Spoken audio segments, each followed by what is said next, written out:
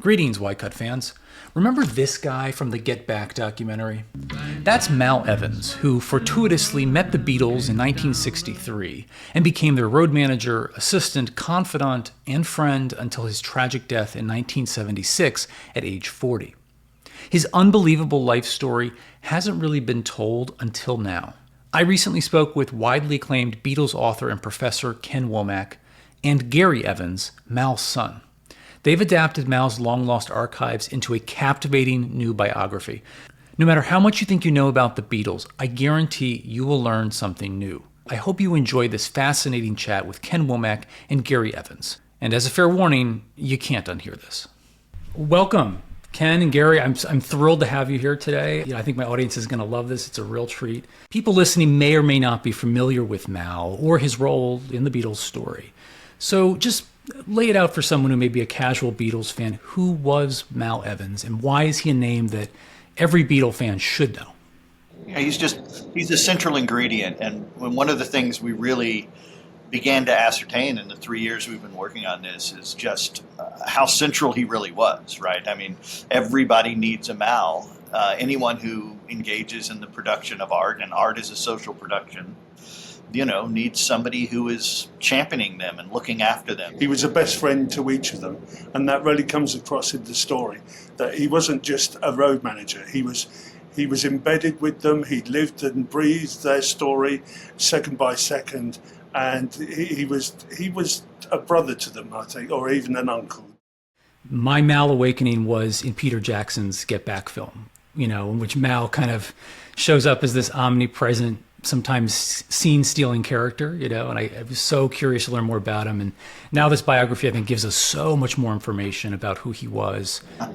Well, Mal is, as you said, he's omnipresent, right? Once you are sensitized to who Mal Evans is, you can't help but seeing him in all those photos, right, from the Beatles' heyday. There he is. He's in a lot of ways, he's a great photo bomber. He loved to be in the photos. He loved being with the boys, and didn't mind at all, right, when he was in a photo. He wanted more than 15 minutes of fame with them. He wanted to be up front and centre, and as you alluded to earlier, he's been too often overlooked he's been on the periphery for so many years, and Ken has brought him front and centre, and that's where he should be in the history of the Beatles story. I think the most surprising thing when I was reading the book was learning just how involved Mal was with, practically every single iconic moment in Beatle history. Mal is there, right? He's the bodyguard at the Cavern. He's setting up the stage at Ed Sullivan Shea Stadium.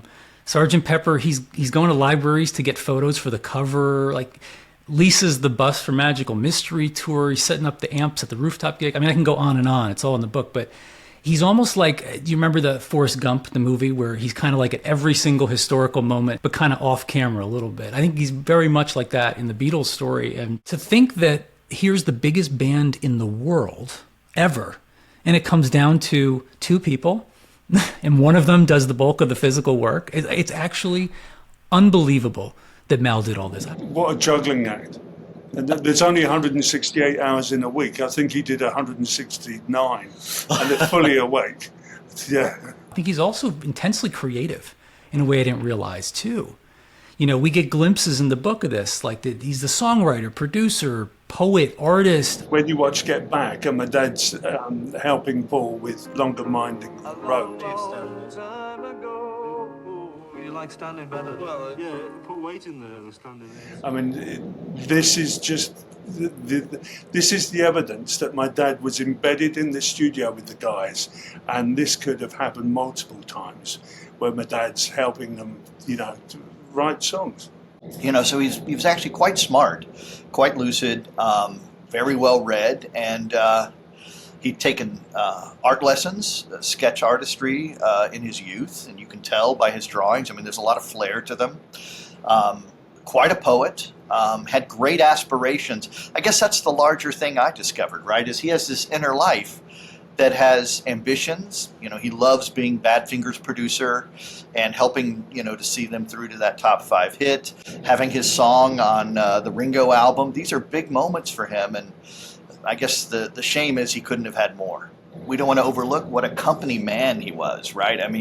He thought about customer service and treating anyone they met with respect. Even if he had to throw somebody out of Abbey Road, for example, he wanted them to feel like they got good service when he was doing it. And that's where that gift of gab would be so important. Definitely. He wanted to represent the boys and the organization well. He could verbalize getting out of the situation rather than using his fists. Yeah. He very rarely had to manhandle people. Having the imposing figure probably helps. You have the might if you need it, but he was very careful about it. 60 years ago, 6'3" was tall. Now it's not. Back in the day, he was very tall. Wasn't it Ken Mansfield said that he could uncoil himself and stand up and look much bigger? And then I'm not going to argue with this guy.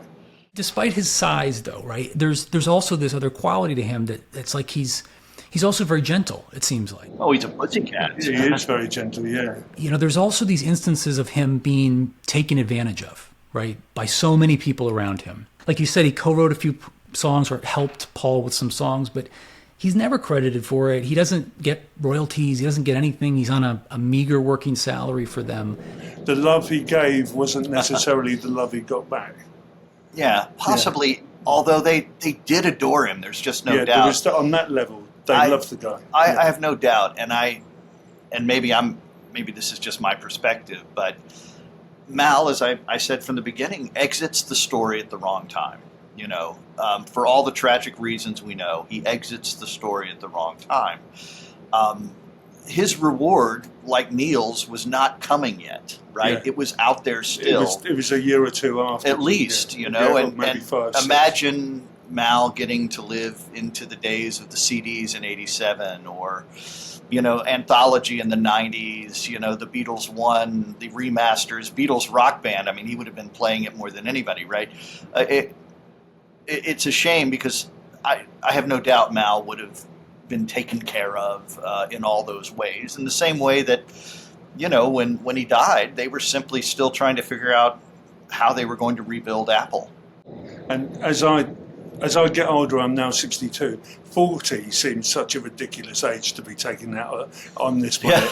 Yeah. John and my dad, both age 40, it just beggars belief. And yet at the same time, all that happened in his life in 40 years is also incredible. Yeah, his backstory is as interesting, really, as his time with the Beatles, yeah. Absolutely. And it brings me to another point that's also talked about in the book quite extensively, and it's Mal's compartmentalization of his life. He's got the Beatles' life, which he's so devoted to, right?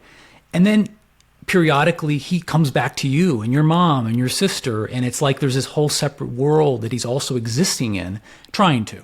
Where he almost becomes grounded, but there's always the pull back to where he wants to be, I think he was living in multiverses at some point. Before multiverse was a thing. Yeah, before multiverse was a thing, yeah. Growing up, how did you know your dad? And how much of what you've learned since has changed your view about him? I hardly saw him when he was touring until 66.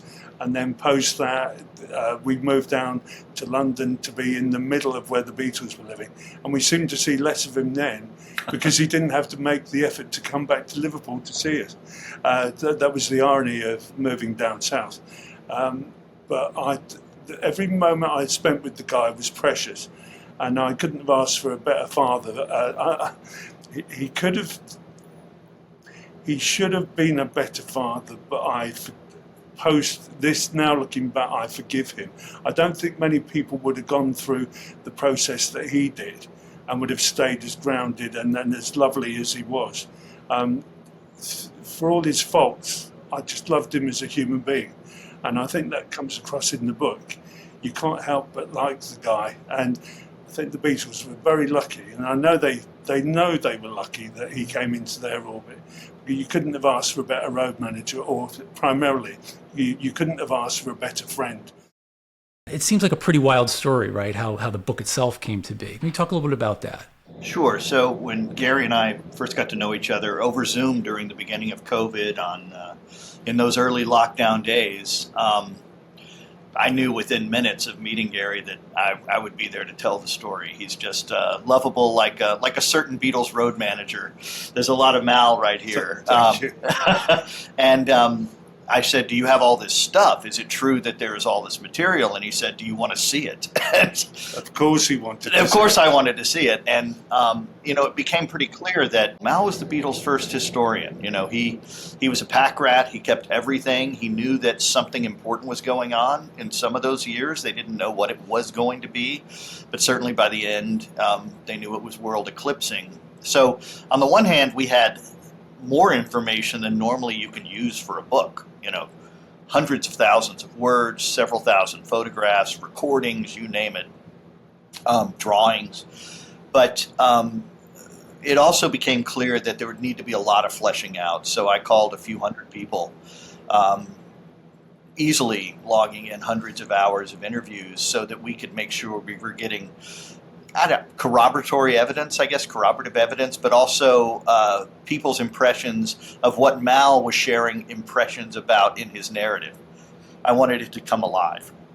What was the most exciting or surprising artifact that you uncovered in the archives? Oh, it was my first minute with the artifacts when Gary had put everything together in a big box and sent it to New Jersey.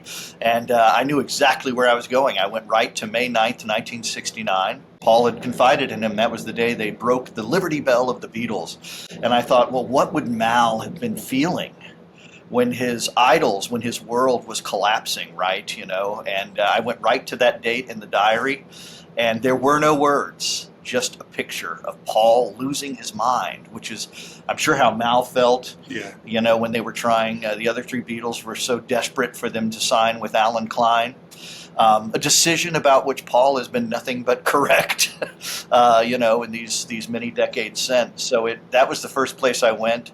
I like the humanizing pieces. There are a lot of artifacts that do that. The photo of Ringo and Mal on horseback just blows me away, or Paul lazing on the hood of their rental car. Moments like that are just wonderful. And Mal was great at humanizing them because that's what he loved about them.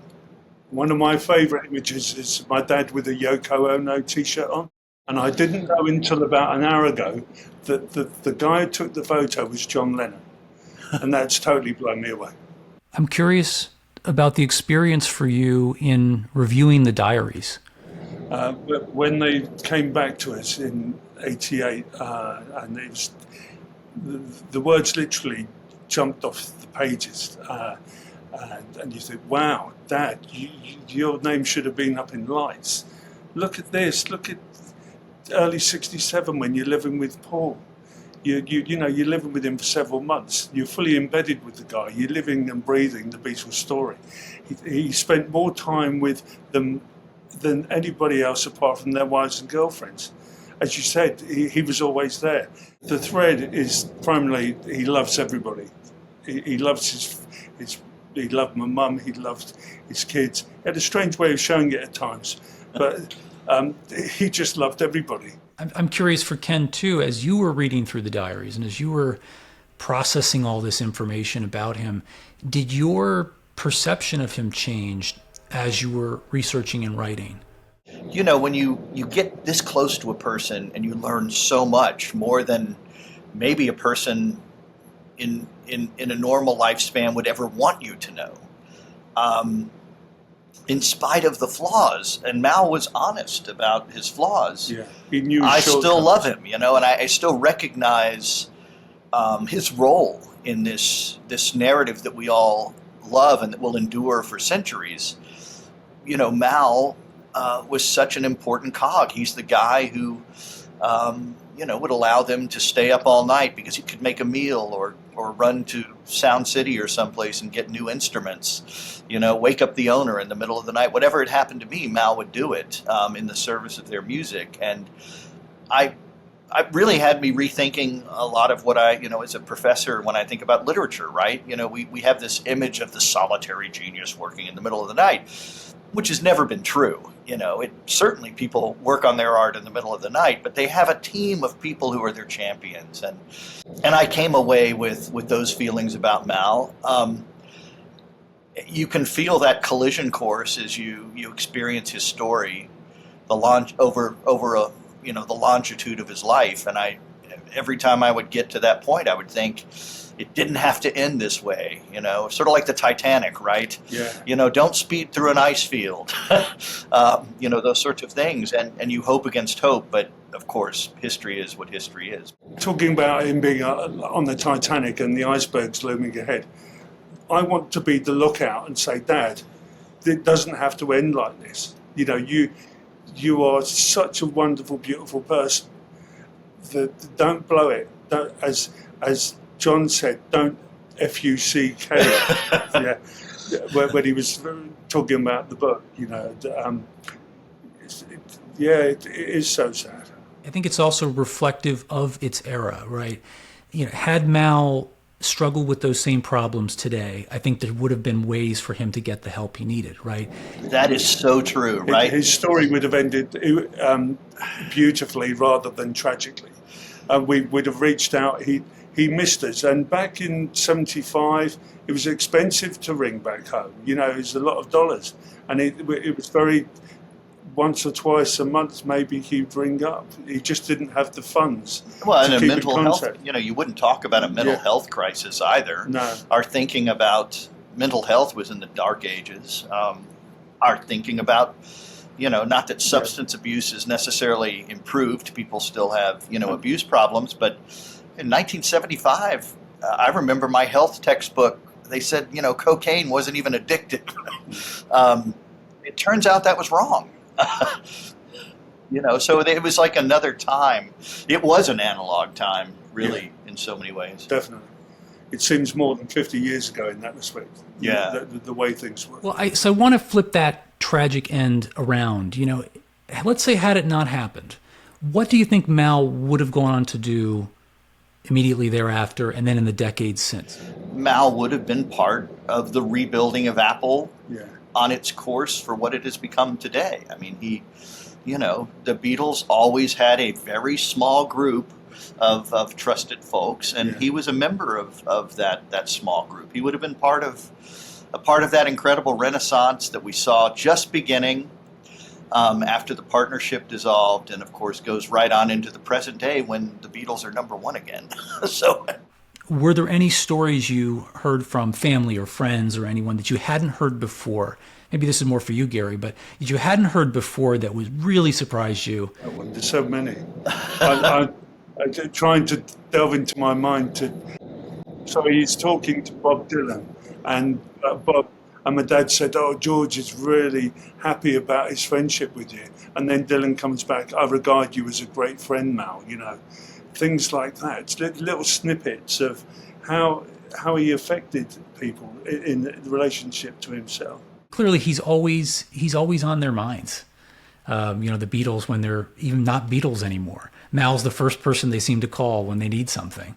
I don't know how you codify this into words. I guess later you would have called it some kind of personal assistant. But what George and Ringo and John discovered was Mal, and I kind of coined this, I didn't coin the term, but I employed it, stage manage. He would stage manage their album. So he would be there to keep the paperwork, the union paperwork. He had the petty cash. Mal was performing some pretty signal functions in that kind of management. And goodness knows when he was in those studios, he was still helping out with the equipment. Precisely. Yeah. Part of his contributions were to Beatles songs, actually.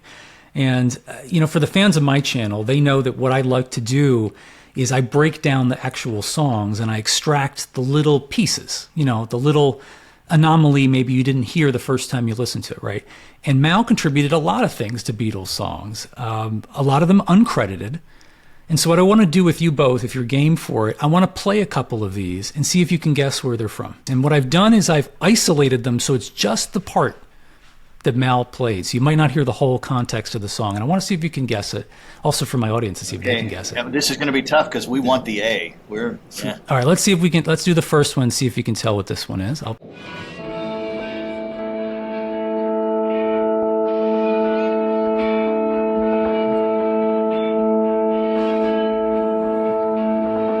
Is that his organ note? That's right. Which song would that be from? Yeah. You Won't See Me. Very good, yes. That's the full song. So he was playing that organ note. That's wonderful. Amazing, Ken. I don't think it gets easier. I mean, it's an easy part. I think anybody probably could have done that, but Paul didn't just trust anybody, though. yeah, that's right. All right, let's do another one. See if you can get the second one.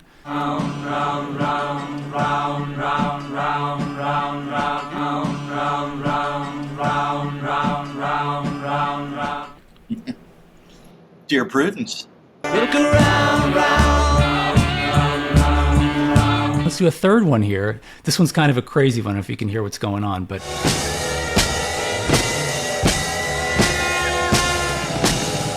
it's like a trumpet in the background. Yeah, do you know that one? No. Helter Skelter. Oh, is it really? Wow. Yeah, Helter Skelter. Yeah, so I just love these because the fact that they would just call on their friend and roadie to just be part of the song. When the Beatles were very protective of their stuff, there weren't a lot of guest musicians on Beatles songs. The fact that Mal's on at least a dozen of these might make him the most valuable contributor to Beatles songs outside of the four Beatles, and maybe George Martin. Yeah, my mum always said that he wrote the line, and while I'm away, I'll write home every day, because he was writing home to my mum. I quite believe that. And then while I'm away, I'll write home every day. So you can imagine in the mid-'60s in the studio at 3 a.m, yeah, what the stuff that we don't know my dad did is, you know. That's right. Yeah. When you were listening to the Beatles in the 60s, Gary, or in the 70s even after, how did you think of the Beatles knowing that your dad was part of that? I mean, you must have had a slightly different experience than most From people. a 6 or 7 year old perspective, you're not imagining them as the greatest act on the planet at this point. They're just my dad's friends. And when he brought this Pepper album back and read through each of the songs, he didn't sing them, he read through them. And what resonated with me was, it was 20 years ago that, Sgt. Pepper to me was real. And I'm thinking, wow, 20 years ago, it's going to take 20% of my life for Christmas to come round again. I'd never really engaged with the fact that he was embedded with the greatest act on the planet. And of course, George's son, Danny, never knew his dad was a Beatle, allegedly, until he was about 10 or so. So jumping ahead to the modern day. So Ken, you have taught courses on the Beatles at the university level, right? How would you describe the awareness and interest among upcoming generations about the Beatles? Like, what do they, think about the Beatles? Are they as familiar as past generations, or are they approaching it with a different mindset? Sure. So my current course, which is running right now, we have 20 students. Fortunately, nice private school where the class sizes are smaller. In fact, this is my guest visitor on Monday night. Really looking forward to it. We're doing Sgt. Pepper, so that'll be interesting. Yeah. They know their Beatles. Many of them are well schooled. I will watch them while I play the music, and we're about to discuss and interpret. And many of them are singing along. They already know the lyrics. The Beatles are part of their world. When these guys are my age, they'll be celebrating the 100th anniversary of Help or Revolver. I'd love to wrap up with something positive. Maybe it's for you, Gary. What is your fondest memory of your dad in the time you had with him, and what do you want people to remember the most about him? We used to go up to Liverpool to see his folks quite a lot, and my mum and sister would be sleeping, and I would be talking to my dad about life, the universe, and everything, including the Beatles. And that intimate 2 or 3 hours where it was just me and my dad engaging. And that's what's so sad, that if I had 5 minutes with him in his final month, I could have grounded him. And and the legacy is that he was their greatest friend. They could not have wished for a better person to be on board for the ride that they had. I would want to Mal by my side in any situation. He was such a beautiful person, and I'm so grateful to Ken that he's brought him in from the periphery and he's front and centre. And the Beatles story will be a different story now. He has got his paintbrush out and he's put a lick of paint over it, and it's totally different. It was always Beatles-centric. It was always about the Beatles, which is quite right. Those four guys, they're the story. But with this fresh lick of paint, psychedelic paint, if you like, Ken has painted a beautiful picture of my dad, and there he is. So the legacy is, it's not just the Beatles. It's about the people that Ken always alludes to. It's about the people around you, the people who help you get to your destination. So, yeah, I'm getting quite choked up just thinking about my dad, you know. And for him and John to end up the way they did, you know, in 1989, we met Yoko, my mum, and my sister and myself, and at the end of the night, we just cuddled for about 5 minutes and just cried, thinking about the pair of them. And they shared the same dream where they're on a tennis court with multiple tennis balls being fired at you, you know, the machine that does that. They both shared that dream, and Yoko remembered that they had that dream. And for both their demises to kind of finish that way, in a hail of bullets, it's very, very uncanny, very spooky. But Yoko is a beautiful person. Yeah, and she's an integral part of the way that this came together too, and it's all in the book. And I encourage people to look more into all of this because, you know, again, this is a new chapter for the Beatles story, and it's one where Mal gets his share finally. He barely had 15 seconds of fame before now. Well, let's face it. I mean, you know, make no doubt about it, and I'm sure that the surviving Beatles, Paul and Ringo, understand this implicitly. Mal, their success was his success, and you know he loved them so deeply and so entirely that the decades since would have been nothing but joy for him to just see how they flourished and become deeper and deeper in world culture. You know, they're going in a more enlivened, deepening way. It's just beautiful.